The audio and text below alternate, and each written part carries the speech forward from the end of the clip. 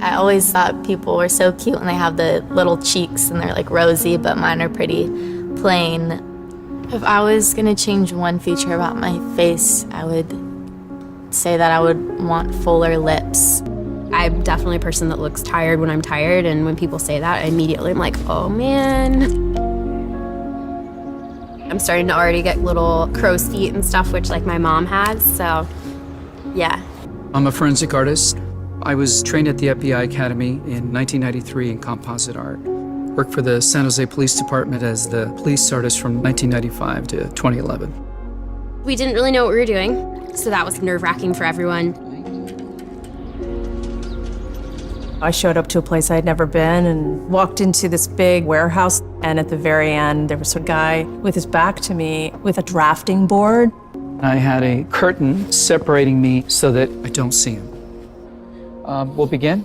First of all, tell me about your hair. Brown, long, I guess a little bit past my shoulders. Your jaw. My mom told me I had a big jaw. Yeah, they're brown eyebrows, dark brown eyebrows. Okay. I didn't know what he was doing, but then I could tell after several questions that he was drawing me. Tell me about your chin. I guess I haven't really compared it to anyone else's chin, but especially when like I smile, I just feel like it kind of protrudes a little bit. What would be your most prominent feature? I kind of have a fat, rounder face. The older I've gotten, the more freckles I've gotten. You sort of realize, oh man, now I have to talk about myself and think about my looks. I'm 40, so I'm starting to get a little bit of the crow's feet thing going on. Once I get a sketch, I say thank you very much, and then they leave. I don't see them. I still didn't know. All I had been told before the sketch was to get friendly with this other woman, Chloe. Today I'm going to ask you some questions about a person you met earlier, and I'm going to ask you some general questions about their face. She was thin, so you could see her cheekbones. And her chin was a nice, thin chin. The women were really critical about moles or scars or things like that, and yet they were describing just a normal, beautiful person. She had nice eyes. They lit up when she spoke and were very expressive. The length of the nose, what is that like? Short. Short. Yeah, cute nose. Her face was fairly thin. She had blue eyes, very nice blue eyes. Okay. So this is your self-described image? And then somebody else described you and I did this sketch. I have this whole thing about having dark circles and crow's feet around my eyes, and that was not part of the sketch at all that The Stranger did. The Stranger's was a little more like gentle. It's pretty different. Which is very strange. She looks closed off and fatter. She just looks kind of shut down.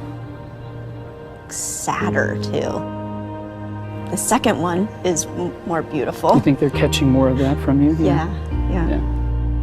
She looks more open and friendly and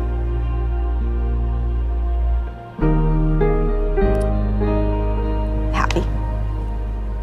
I've come a long way in how I see myself, but I think I still have some way to go.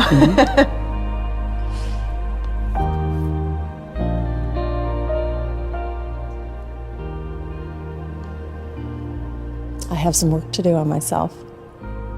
Do you think you're more beautiful than you say? Yeah. Yeah. Chloe's perception was so clearly different. Her picture looked like somebody I thought I would want to talk to and be friends with, like a happy, light, much younger, much brighter person. It's troubling. I should be more grateful of my natural beauty. It impacts the choices and the friends that we make, the jobs we apply for, how we treat our children. It impacts everything. It couldn't be more critical to your happiness.